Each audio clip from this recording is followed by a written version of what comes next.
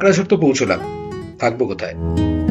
এই জঙ্গল আর পাহাড় ঘেরা গ্রামের গুটি কয়েক থাকার জায়গার মধ্যে একটি ছিল কাকড়াঝোড় ঝিনুক ক্যাম্প।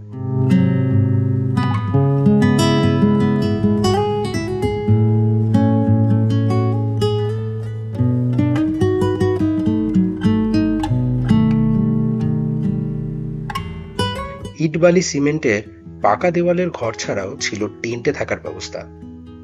শুধু টয়লেটটা সেক্ষেত্রে কমন, সাথে সবুজ ঘেরা গ্রামে খাওয়ার পরিবেশনেও ছিল সবুজের ছোঁয়া।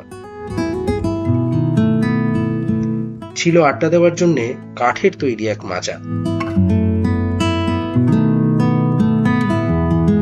শহরের কোলাহল থেকে সম্পূর্ণ বিচ্ছিন্ন হয়ে সবুজের মাঝে নিঃশ্বাস নেওয়া।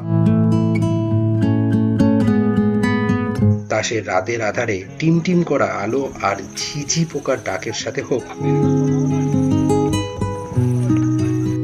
বা ভোরের আলোয় পাখির ডাকে হোক,